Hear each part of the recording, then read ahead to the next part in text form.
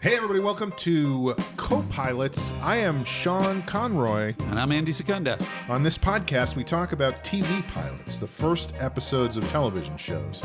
Sometimes pilots become long-running series. Others don't make it past that first episode. We're going to talk about all of them. The great pilots, the bad pilots, the weird pilots, the forgotten pilots. We are TV writers, but it should be noted that we are the dumbest TV writers you know, so all of these are just our dumb opinions. So dumb. I am excited to get into the pilot we're talking about today. But before we get into that, we have gotten some 5-star reviews, which is also exciting. As you know, if you send in your 5-star reviews, good or bad, as long as it's 5 stars, you get your pilot's wings, which is not a real thing. That still bums me out, and I don't totally follow the logic of that.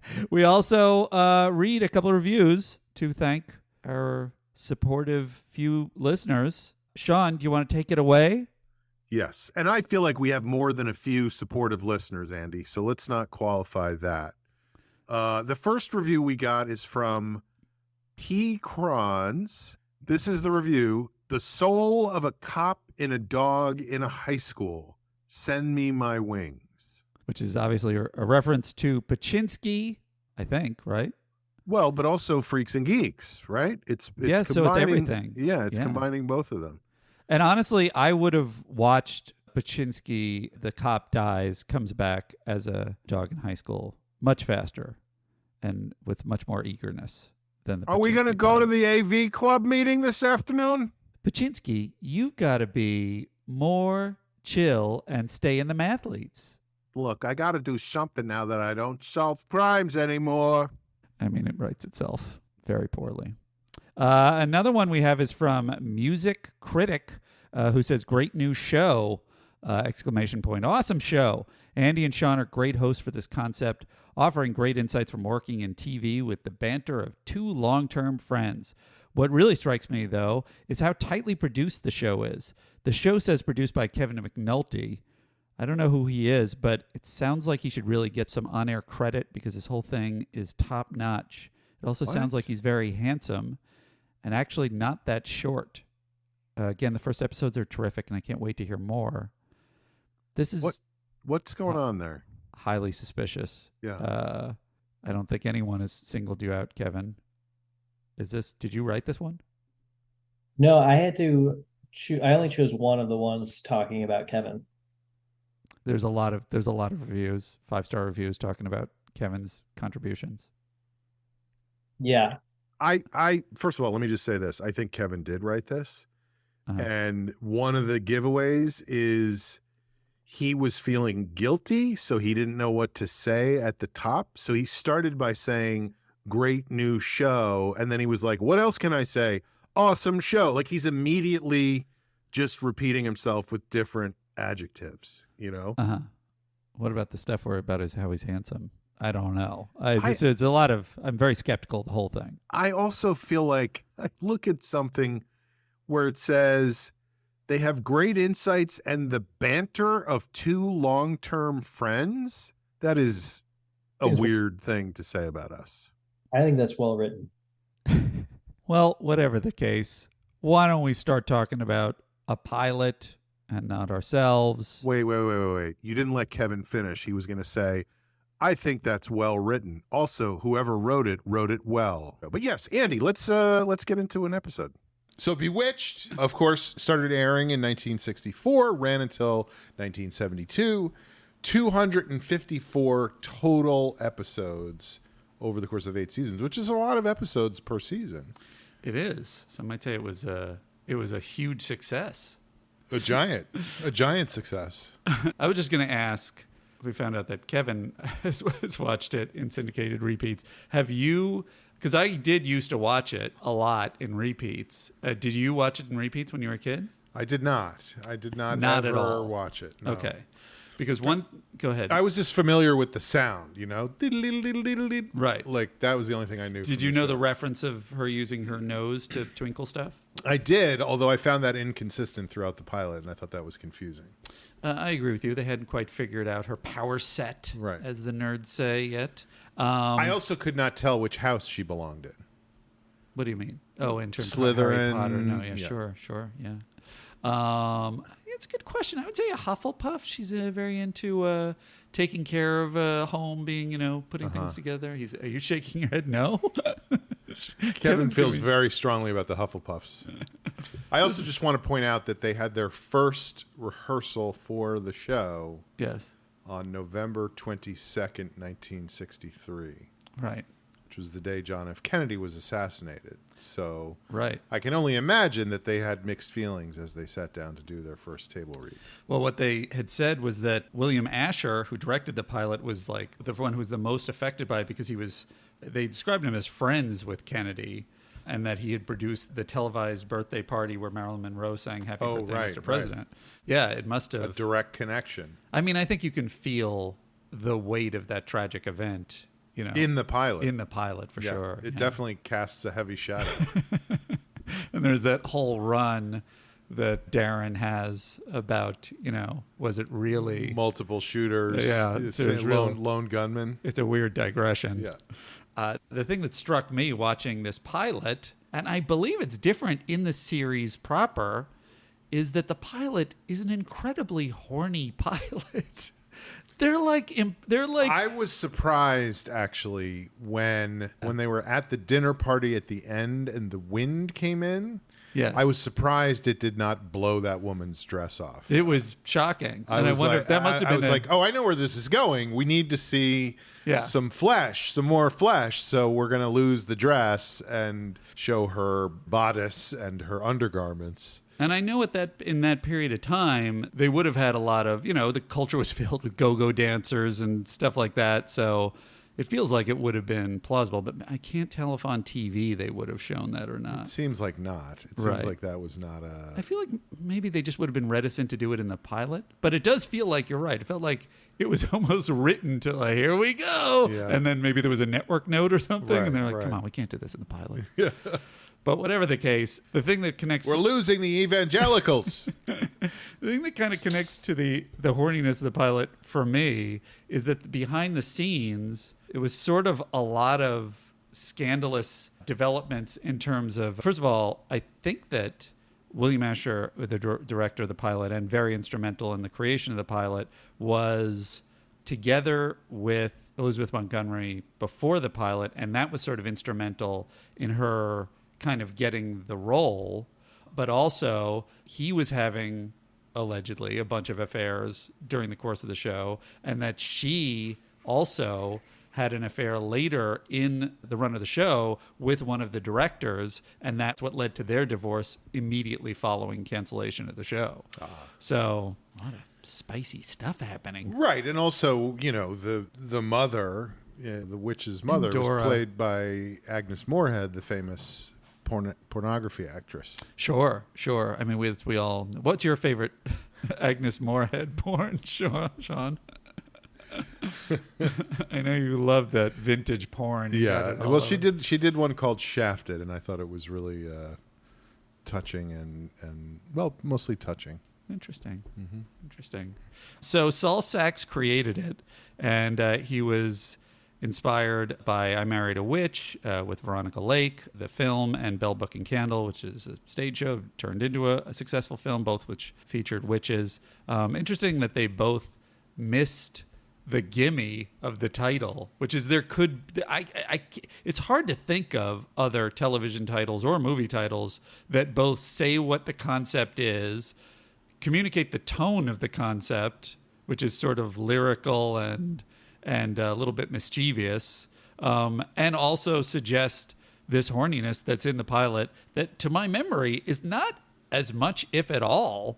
Feels like the rest going forward. It feels like the rest of the series was more just Darren freaking out about stuff, which is in the pilot, but it's just almost purely like him going, "That's Sam! No, we can't. No!" It's not him going, "But all right, if there's going to be some hanky-panky, then that's..." Right. It's like that part, I don't remember being that part of it. Maybe I was just young, and so I didn't know what was going on, because they do play it pretty coy in this pilot. But Bewitched, perfect title. And Saul Sachs created it, and I would love the backstory on this. Then done after the pilot. Crazy. Yeah. And of course, this happens a lot in throughout television history and especially in the modern world. I feel like mostly screenwriters, film screenwriters, get that lofty position that usually only TV directors have of just like, well, I gave you the pilot episode and now I don't have to do it. My life does not have to be consumed by this television show. And I get a bunch of money every episode. Exactly. Yeah. And I looked around and I couldn't find any information of why unless he was just in that same lofty position then. Well, my understanding is he went and opened Saks Fifth Avenue. Oh, well, see, that's why. Yeah, he wouldn't need the bread then. Yeah. Right. And then Danny Arnold came in, and he was described as the head writer, which I assume was showrunner, and unless it was, I think showrunner is not a term that existed until 20 years ago. I would be very curious if that's true. I think that's Kevin, get on that. Who was the first showrunner? Yes, Yeah, P.T. Barnum. Interesting. Cole Porter. And Danny Arnold had said that he thought of Bewitched as sort of a metaphor for a mixed marriage, whereas Elizabeth Montgomery was asked if the show was an allegory about closeted homosexuality, and she said, "Don't think that didn't enter our minds at the time. We talked about it on set, and that was in the 90s. So I don't know if she's revising her perspective based on, an advancing progressive environment. I was very struck when I was watching it before I looked at the stuff that said that there was a consideration of it being allegorical. I was struck by that of like, this is a weird thing where somebody has, here's what part of it is I just recently watched an Upright Citizens Brigade sketch from right before their show launched on Comedy Central. They were on Conan, and they did a sketch about prejudice, and everybody was you may remember this. Everybody was prejudiced against astronauts. Yeah. And it was like astronauts are coming to our neighborhoods with their moon buggies, and they eat breakfast upside down, and it was clearly an allegory for much more distasteful things to talk about. And I just watched that a couple of days ago. So that's what I was thinking of the whole time while I was watching this, was her going, here's this thing about myself that you're not going to like that I have to tell you. And him going, no, it's okay. Just don't do it anymore. Well, that's what I like about it. And whether it is about female empowerment or it's about, mixed marriages or racism or any of these things, it does seem like the show is pretty firmly on the right side of history. Yes, which is very interesting for a show that was made in the mid 60s. Although there was that stuff certainly enough afoot, progressive advancements afoot in the culture. But for mainstream television to be, that's the beauty of it being allegorical and beneath the surface, is that they could kind of get away with it. And I would say it's very fortunate that they chose not to make this show until the 1960s. Had they made it in the 1670s, 1680s, they would have all been burned at the stake. The makers of the show. Because they were involved in witchcraft. Right. And they would have said, you can't show up someone marrying these people that are servants of Satan. This is a witch, yeah. Yeah. Next thing, she's going to make the milk sour in the cows, That's actually a good idea for another reboot. It takes place in Salem, Massachusetts in that era. Bewitched. Yeah. Uh-huh. And they just burn her at the beginning, and that's it. It's just a pilot. We can't go further than that. Shall we get into it? Sure. So we start with narration by the great, I believe it was Jose Ferrer. Correct. Sort of in the style of a 50s instructional video, complete with music and everything, telling us about these people who, and I think he says it this way.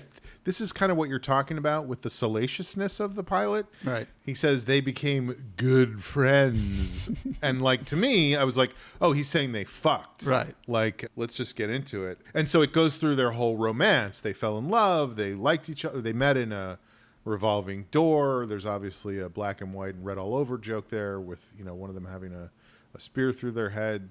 But they got, they met in this revolving door. They went on a couple of dates. They did all sorts of interesting things. Everything they did was them kissing, which again, in my mind, was just how they were fucking all over the place. Because it's the 1960s, and I know what kissing means. Right. And there is that run where Jose Ferrara says, and they fucked on the park bench, Yes. and they fucked in the back of the movie theater. It was bizarre. It was they weird. did what any two young red-blooded Americans would do. Right. Yeah, there was a lot of red-blooded Americans Yes. going on, Right.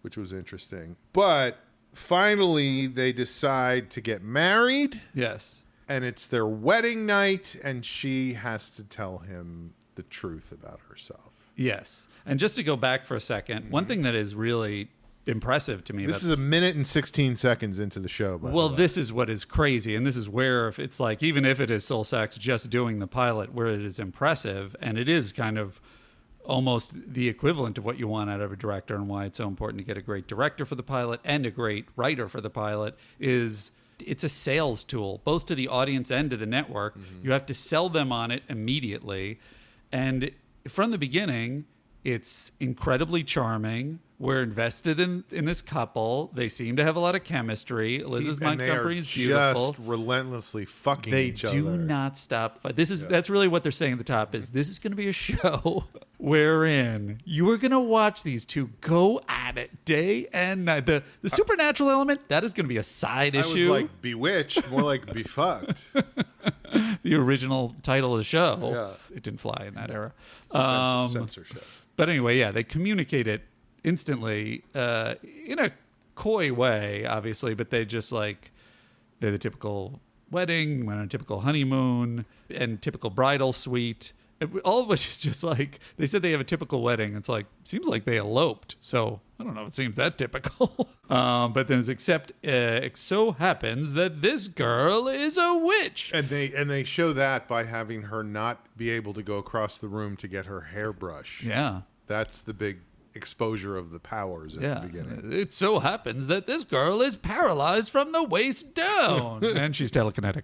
So she somehow casts a spell that Right. brings her hairbrush over, and she starts brushing her hair. And now we know she's a witch. Right. But the idea that he calls her a girl, and to me, Elizabeth Montgomery reads. She's 30 in this pilot, and she's always read as someone who is perpetually in her mid-30s, which is good for TV. And it immediately struck me as just like, this lady's not a girl. Come on, what are you doing? But the other thing is just like, as we're saying, just immediately, you're sucked in immediately. You get it. It's not the most hilarious jokes, but they're so charming it doesn't matter. It always feels to me a little bit like cheating when you have a narrator like that at the beginning. And they do it a lot Yeah. in pilots. Yeah, it's like a lot of exposition can be gotten out of the way. It's the same thing I always think about when I watch mockumentaries, where I'm like, oh yeah, of course you can do all sorts of exposition without. I guess what I've come around to, even though I know it's taken the voiceover has taken a lot of hits, particularly in sitcoms in the last decade or two, knowing what every pilot is up against in terms of Getting it on the air, the elixir of everything being perfect, knowing that you're going to have to over-explain every beat to get through testing, audience testing. That is, I'm gonna just let us use the shortcut for the pilot, even though it's cheating. So they cheat their way through the first minute and a half of the pilot, and then her mother comes to visit. Yes. Good old Agnes Moorehead, 4-time Best Supporting Actress nominee. Really? Yeah. I didn't know that. Mm-hmm. Oh. Star of such classic films as Citizen Kane. Uh-huh. Others. Others are my favorite. But anyway, she's there to visit her daughter. Others are the giants of cinema history. Yes. She's there to visit her daughter, and she doesn't think this marriage is a good idea. Right. So she's going to prevent it. She's going to make sure that Darren does not get to marry her daughter. And we see her powers right away because he is in the other room. He's about to come in the bedroom. We all know why. We all know what goes on in the bedroom. Very clear. And as he's about to come in, she moves him to the lobby of the hotel. Right. in an effect that's not that bad for the schedule they were shooting was on funny in to me. television. I was like, oh, okay, so they're slightly in a different place as the world shifts around them, you know? Yeah. Almost unnoticeable. Almost. So then he's in the lobby of the hotel, and Darren proves to be quite implacable. I hope I'm using that word correctly, but he does not flinch. He just goes to the desk and says, "Can I have my room key, please?" Yes, he blames it on the champagne. Champagne. Yeah. Which really suggests he must be a teetotaler to a lot of the rest of the time. He says he had one glass of champagne. Yeah. And he thinks he's Is this so? Maybe we're wrong about this guy. Maybe this is the first time he's had sex. So that's why he's so focused on it. That's possible. So then I'm trying to remember how this went down, but she tries to get rid of her mother. He's still in the other room now. He's gotten his room key. He's come back up to the other room. She tries to get rid of her mother by doing a spell, which involves saying a lot of words that rhyme. Yeah. And at one point, one of the words is BUCK spells buck. And I was like, oh, that's a tip of the hat to another word that is very similar to that, you know? Like they're really on this kick about, you know, she can't get rid of her mother. So she goes out to she's going to tell him that she's a witch. And she says, I'm a witch. And he says, a what? There's a cutaway. Yeah. As she's about to tell him. And the thing that's interesting to me about that segment is he decides, as people often do in television, that, well, she must be crazy. My wife has a mental illness. And then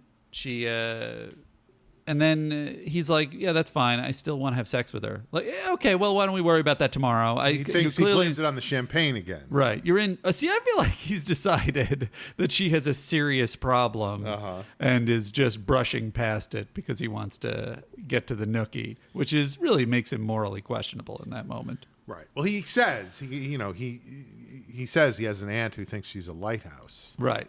So, and then the witch says... This is when mental illness was hilarious. Well, specifically the brand where you think you're a lighthouse. Well.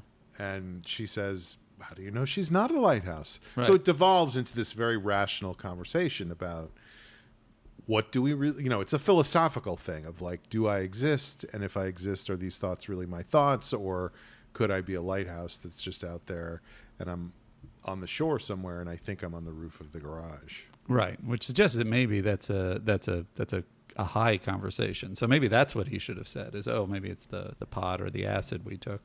Right.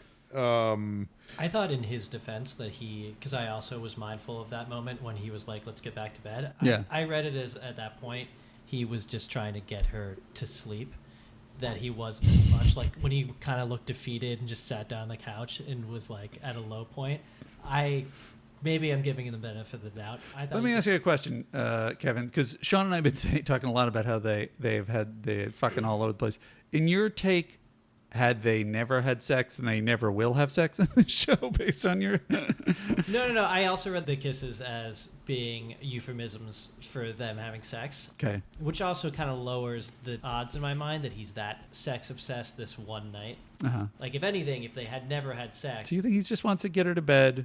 Put the cover over her. First in the scene, he definitely wanted to have sex and was definitely like, it's okay, we'll have sex. But I think then when he's like, oh, wow, she's actually crazy, I thought he was like, let's just go to bed. That's a very gentle and sweet interpretation that is possible in retrospect. I don't think that's what the show was saying, but it is possible. No, I mean, I want to believe that about Darren. Certainly, if I'm going to watch, 8 seasons of it, 6 seasons. We don't have to get too into it, but do you think if somebody told you that they were a lighthouse, you could prove to them that they were not a lighthouse? I think if they were really like a great debater, then I think it would be very difficult for me to do that. Right. It seems like because you'd have to get into the nature of reality, and I don't have any philosophy classes under my belt. Yeah, it's a very philosophical discussion. Yeah. Like what's real, what's not real. Then we find out that Darren is from Missouri originally because he says, you know where I'm from, Missouri. You know what that means? Show me. Right. Which seemed like it was supposed to be a joke, but it was constructed in such an odd way. And it felt like they were making him be from Missouri just so he could say, show me about her powers. Yeah. I just wonder if going forward, we're going to see a lot of Missouri-based humor or Missouri references on the show. I do appreciate. I have a friend who wrote on, I think it was called Love Sydney, which was a Tony Randall show. I was going to ask if you're going to tell that story about your friend who worked on Love Sydney. Have I already told it on this podcast? No, I don't know. Oh, okay. Where basically they wrote something in about his character early on, and Tony Randall objected, I guess having been on The Odd Couple, for such a long time, said, well, I just want to sort of basically say, I don't think we should have this character say this, because everything you have this character say, that is who that character is from that point forward. You have to build around that. So don't do a short money joke unless, you means something. Yes. So this is a perfect, I don't know how much him being from, maybe being from Missouri would, it does feel like it fits the persona. But it did strike me that he's like, oh, he's a New York advertising guy. From Missouri. Sort of interesting. But anyway, she starts to show him. He tries to light a cigarette. He can never get, this was an interesting moment to me. I didn't even know that there was such a thing as a table lighter. Were you familiar with the table lighter? You've never seen like some novelty item that, yeah, sure. No, I mean, I know, a Zippo or the thing you carry around in your pocket, but I had never seen it. So he says, I can never get a table lighter to work. And bingo, she gets it to work for him. So she's proving it to him. And then he's trying to put the cigarette in, the window goes up and down. The window opens, and then the he's trying ashtrays to put the ashtrays going back and forth. She gets him a drink. Right. Then he says, I want an old fashioned. And this is where there's just several moments there. And again, as you said, for the time it was fine, but it is funny just to see that they're trying to match the shot exactly. Yeah. But it's off by a tiny bit. But did it bump you? I just feel like we have such incredible special effects at this point. Right. That it's hard to watch something like that and not kind of get a kick out of how simple and primitive it is, Yes. To me, it's sort of like, it certainly didn't bother me as a kid. And I think as an adult, again, even knowing the level of effects now, I don't tend to be as bumped by, like, if they're making the attempt and it's done in an aesthetically pleasing way, which I feel like these mostly were, like, it's just they didn't reach beyond what they were capable of doing. It's like they can make the window open and close. They can make rig up the ashtray with magnets so it's not, it's like they were all choices that were like, I'll buy that. Right. And I'm not saying it bumped me. I'm just saying I was sitting here on my couch watching it and I was like, oh, come on. She's not magic. I know she's not magic.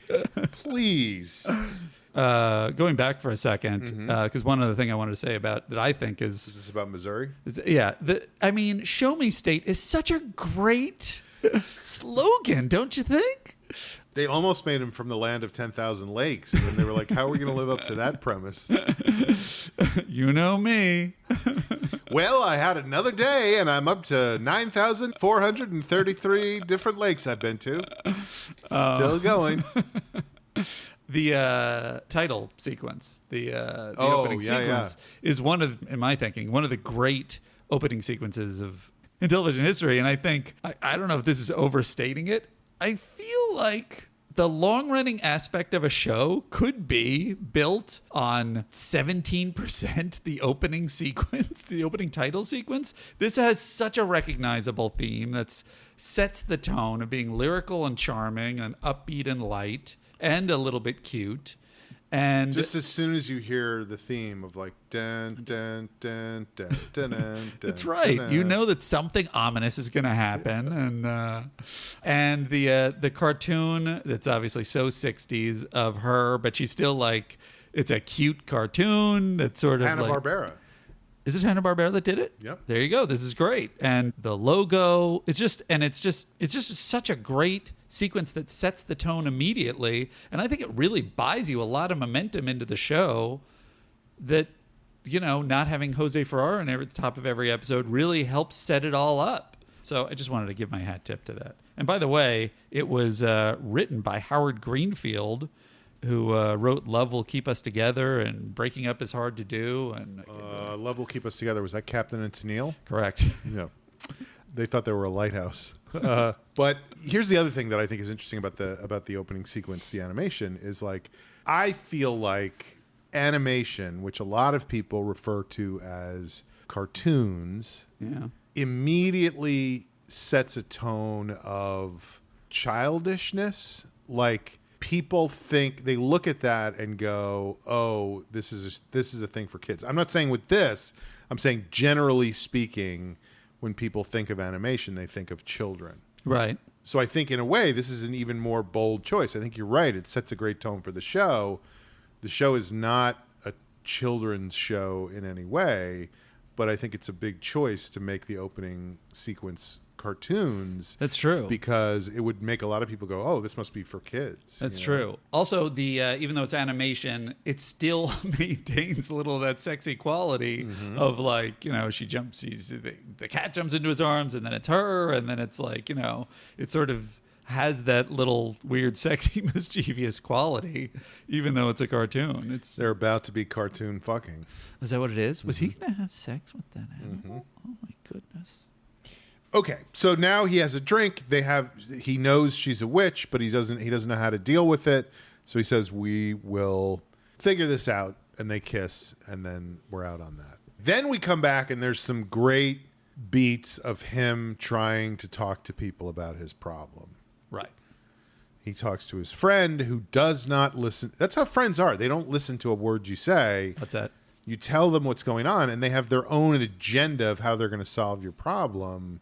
So the joke is he's saying things, his friend is saying something completely different. It's two different conversations happening at the same time. And it ends, of course, with the friend saying, well, I guess I've done my job here. Anytime you want advice, feel free to ask again, and leaves. And he's not any better off than he was when he started. Which to me is a little bit of wasted real estate. It's interesting because it's such an economical pilot, and just like, it's so tight. You have all the information you need. You can it sets it up perfectly for where the show is going after this. And that scene, I guess, is to address what Darren would do in the real world after he found this out. And they sort of skirt the issue of, well, he would go to someone and say, this is what happened, and sort of just like, well, everybody thinks he's crazy or isn't paying attention to him. So it sort of cauterizes that issue. So you're not thinking about it anymore. So I guess in retrospect, now that I'm just talking it out to myself, they address a huge issue in record time. But I don't remember moving forward. I guess they must have decided, and I don't know if it's on screen or off screen, that from that point forward, because I think it becomes a major issue that he says you have to hide that you're a witch. Right. So, well, that's what happens is he talks to his friend, he talks to a shrink, and he talks to a bartender. Right. None of them are helpful in different ways. So then he comes back to her and says, I love you. I can't give you up. No more witch stuff. Right. And we all know that that's how you treat your partner in an equal and loving relationship, is you tell them not to be themselves. Right. Particularly if that's an aspect of you that empowers you or makes your life better in some way. Right. He tells her she's going to have to cook. She's going to have to keep house. They'll have to go to his mother's house on Sundays for dinner. So it's, he obviously lives a great life. I do think, here's a thing that always bothers me in any pilot is those three scenes of those people. I do feel like you could lose those and you wouldn't lose a lot in terms of story stuff. So it is, I agree with you, it is wasted real estate. It's like, who cares? I think that's true. But even in sort of talking it out to myself, I now feel like, well, you would ask, what does a guy do or anyone do when their eyes are open to this larger mystical world or supernatural world? So it addresses it at least. But and I think the other thing about it that I was thinking about while I was watching it was, if you don't have that, it's just a glimpse into possible other parts of their world. Right. Like that it's not just the two of them in the house all the time. There's other things going on, which I think is important. I don't remember if that friend, how much a part that friend plays at all in any future episode. I know that he has a boss that figures in pretty heavily. But I think in a pilot, it doesn't matter. It's just like, is there other stuff going on? Right. Clearly he loves going to bars because that's two of the three things he does. Right. And then he also has a shrink. And I'm not saying those things are related, but, it does kind of go together. You're suggesting he has a drinking problem and that's the reason? Just saying they put a lot of emphasis on what was going on with that stuff. But it was advertising. We've all seen Mad Men, so we know that that's what those people are like. Well, this was the other thing is that what I like about the show is it's such a quintessential television show.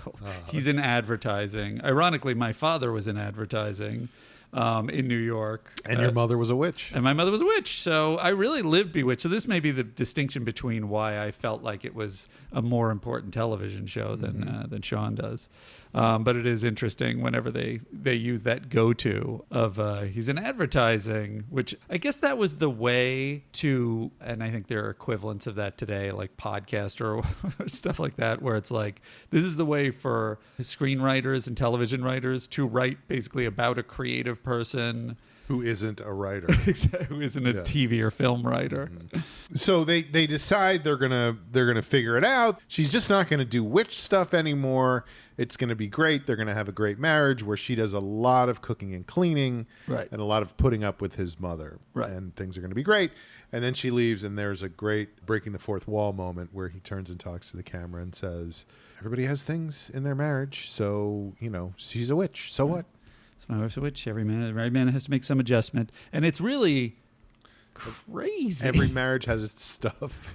It's such a crazy moment to have him break the fourth wall. That's not necessary, and we're seeing the show clearly through Samantha's eyes. We're not seeing the show through his eyes.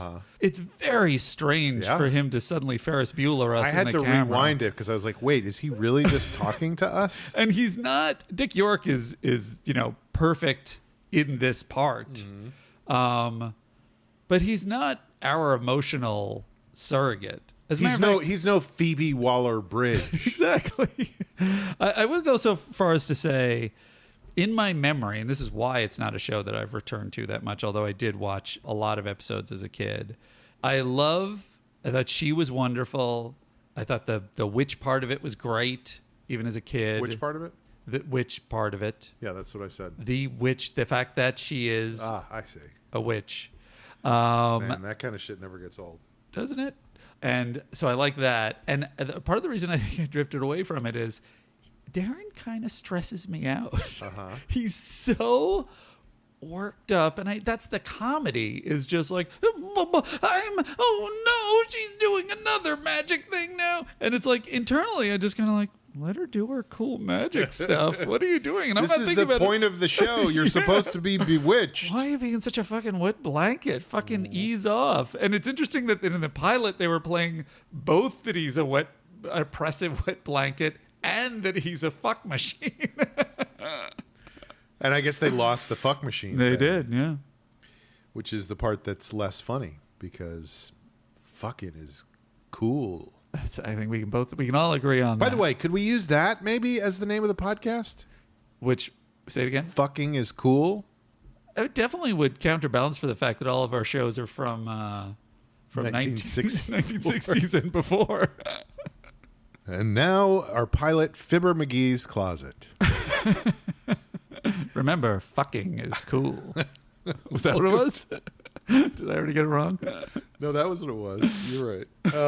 Even fucking is cool is a little bit of a tepid phraseology for the content of that sentence. Okay. So all we've done so far throughout the entire pilot, which is basically 2/3 over at this point, right, is decide whether they're going to stay together or not and how they're going to make that happen. Which I will say, you have to do that on a pilot like this because it's about her being a witch. Right. It would be hard to start the pilot of like, well, it's just another day of being married to a witch. Here I am. Right. Which is why my complaint is insane that why is he so upset all the time? Because that's the conflict. Mm-hmm. But it does really put that character in a position where it's just like, I don't like this part.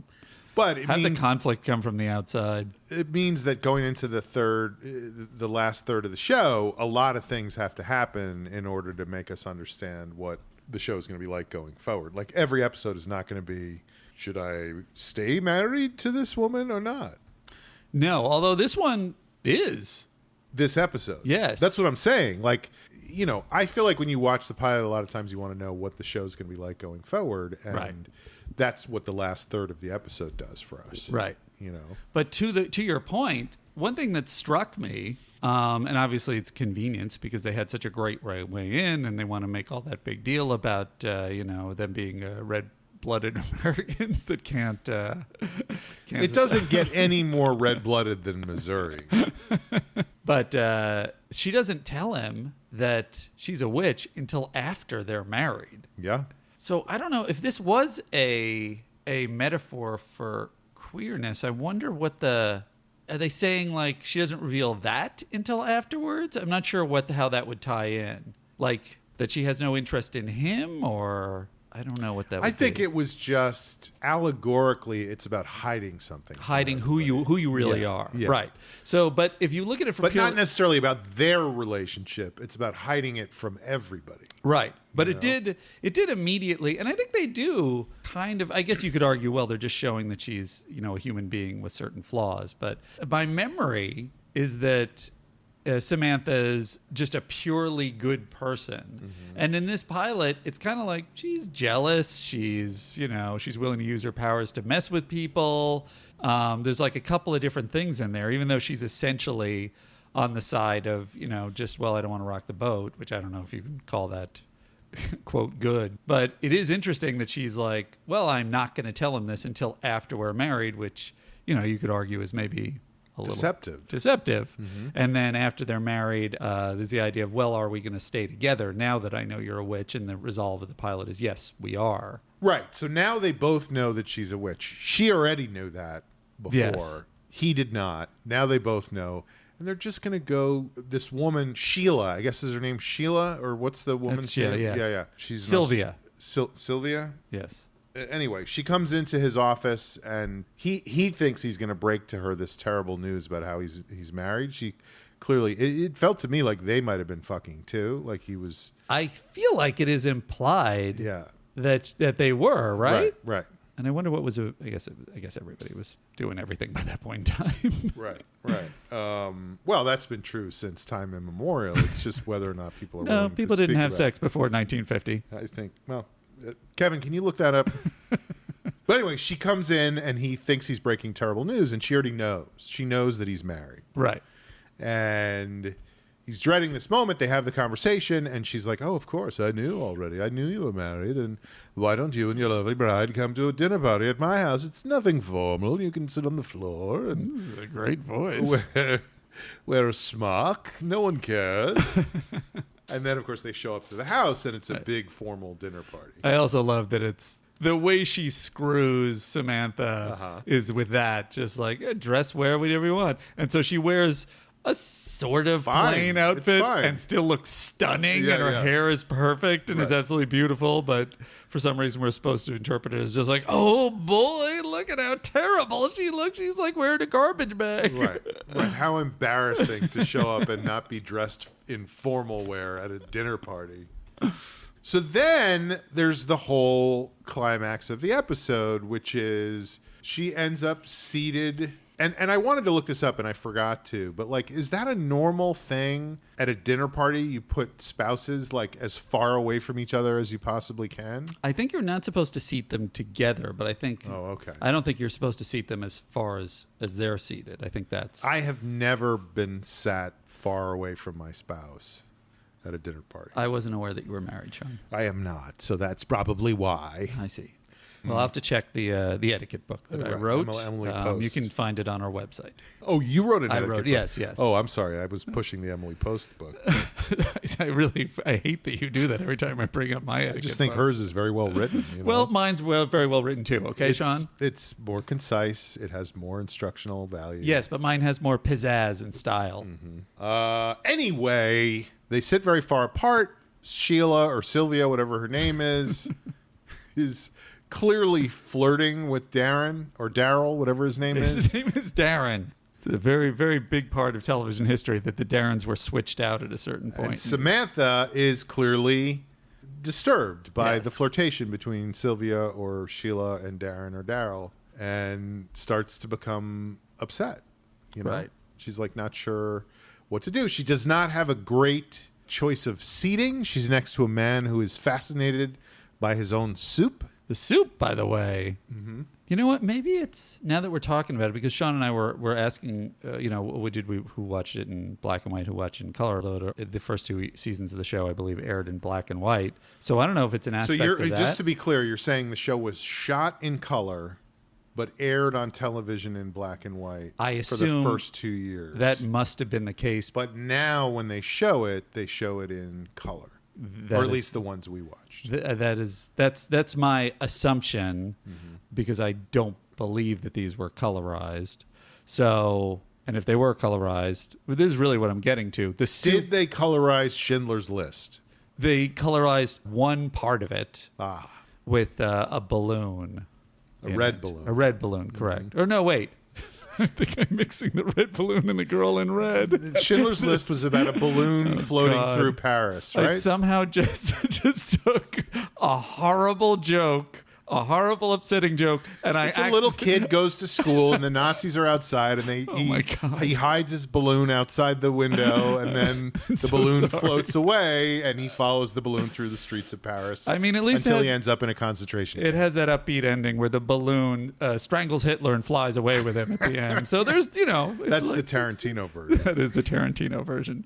Anyway, my point is the soup looks like crap. Oh my God, it's the worst. It's just this gray, pallid goo. It's the worst. And they're all like, and now I wonder, like, what the actual color was, or was that the actual color? And did those poor actors have to actually keep eating that stuff as they shot that scene over and over again? And I wonder if they didn't care what it looked like because it was in black and white. Yeah. Although, frankly, I'm kind of surprised the show did as well as it did without Elizabeth Montgomery's beautiful green peepers. That was a real feature of the show. That may be why they switched over to color. Could be. Or it could have been technology. So anyway, she's not sure what to do, and finally she decides, even though she said she wouldn't, yes, she decides to use witchcraft on the hostess. That's right. And she summons Satan from the depths of his domain. Witches do. And he appears and starts to gnash his teeth and tear the guts out of each party guest. It's very dark, a lot of blood. That's not what happens. No, she this is where I get a little bit, I can't remember if we said this on the show or off the show. I don't know what, we've been here for like 11 hours. It all blends, yeah. But I was familiar with the xylophone sound and the nose wiggling as the way she casts spells. It's like ding ding ding ding. Yeah, I think it's more like dinka dinka dinka dinka. Dinka dinka dinka. Well, no, you're a little too slow. Yeah, it's too slow. So. But she doesn't do any of that to start with. She just rubs her head. Yes. And the woman's hair falls forward on her face, which is a horrifying moment where you think you've been attacked by a witch when a little piece of hair falls forward on your forehead. Very subtle. Then she does another crazy witch spell that gives her food in her tooth. Yeah, I thought she knocked out her tooth, but it is just, Darren just goes, oh no, you got something in your tooth. Yeah. And then, again, this goes back to how disgusting the soup is. She accidentally puts her elbow in the soup. That's the next... Maybe that's the subtext there, is just like, I'll eat this, but I would not want any part of my body stuck in it because it's so horrifying. And then the sneeze, which is a much bigger sneeze than would ordinarily happen for someone. Yes. That's when she starts to do the tinkle, tinkle, tinkle with the nose. Yeah. I'm guessing they saw that and they were like, oh, that's really adorable. Let's. Oh, you think they just... I feel like they knew... They knew going in, but no, I'm saying they called it on that one. Like they were like, first she does this, first she rubs her head because that's the thing. Then she does this because that's the thing. And then when she's about to sneeze, you always like your nose gets upset. So we'll just have her nose move back and forth.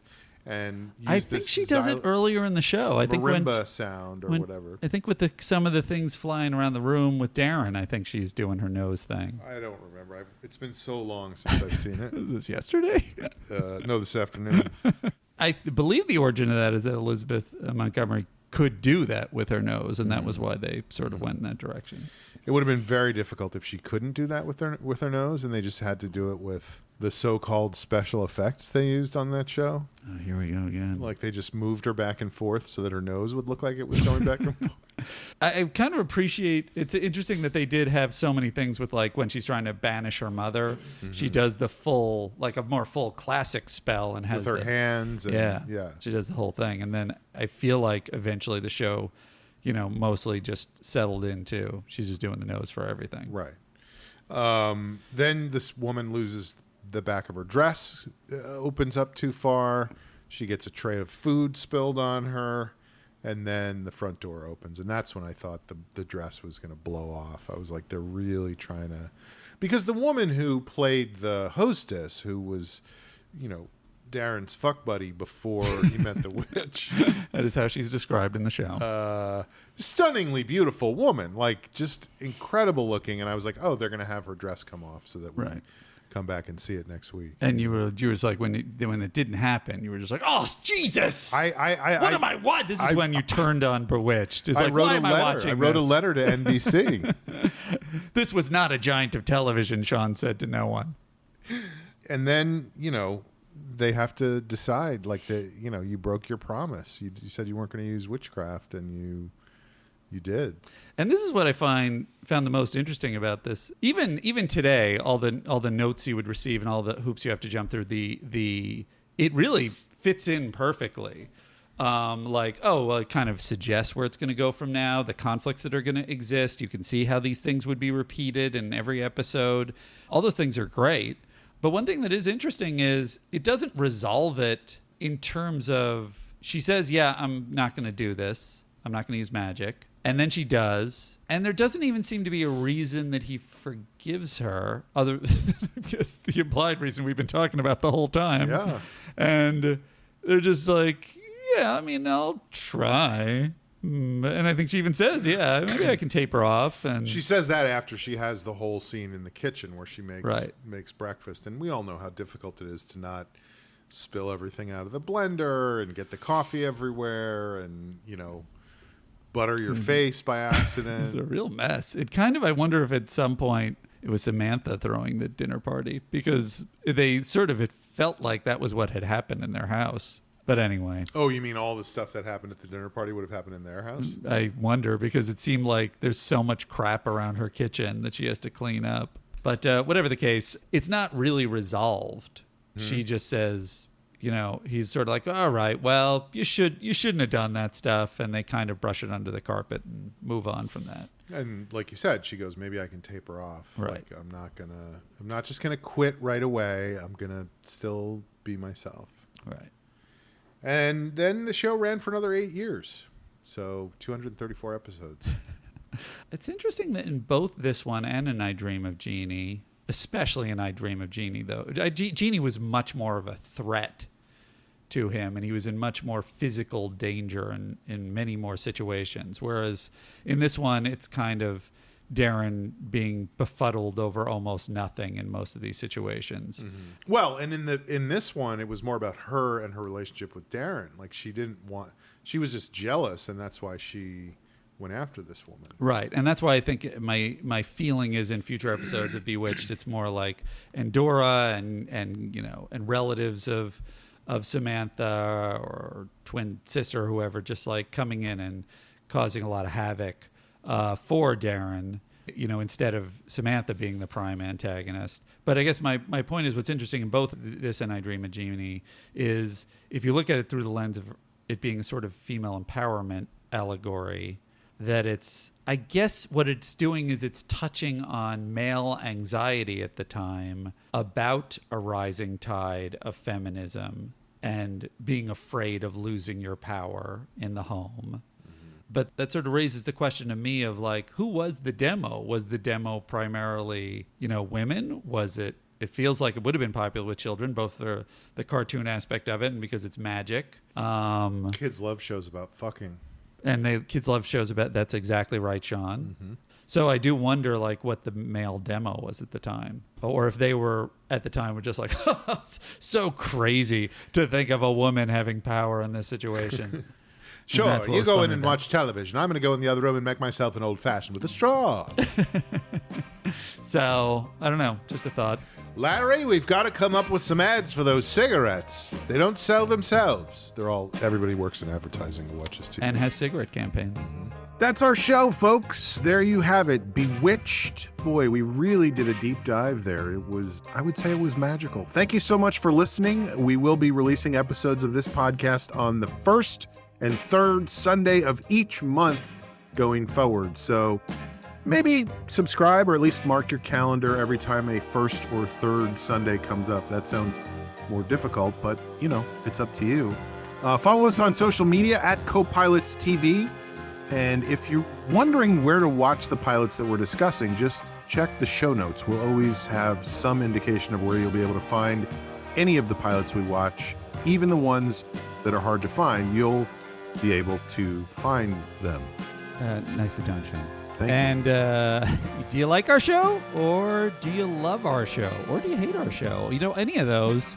It helps us out if you give us a 5-star review on Apple Podcasts or Spotify, and you can write whatever you want. You can write something funny, positive, negative, whatever you want. Just give us 5 stars, and you will get your pilot's wings, which is a fake thing. You're not going to get actual pilot's wings. Sorry, Sean. I know if you want pilot's wings. I've been checking the mailbox every day. I told you at the beginning there are no pilot's wings. We're going to read a couple of reviews in each episode to express our gratitude. And beyond that, let us know what you think. Good, bad, suggestions for pilots to cover. Especially like the deep cut, the weird ones, the terrible ones, or just the lost ones that people have forgotten about. Send your emails to copilotstv@gmail.com. I know what I'm going to put in my email. You guys should do cheers. No, that's an obvious one, Sean. That's an obvious one. Lost is an obvious one. Breaking Bad, yes, we know. We're going to get to Breaking Bad eventually. Okay. Mr. Hobbledob goes to town. That's the one I want to cover. Sean and Kevin don't, but I do. Thank you for joining us. Wheels Town. No. How about The Wings on Fire? You're now free to move about the cabin.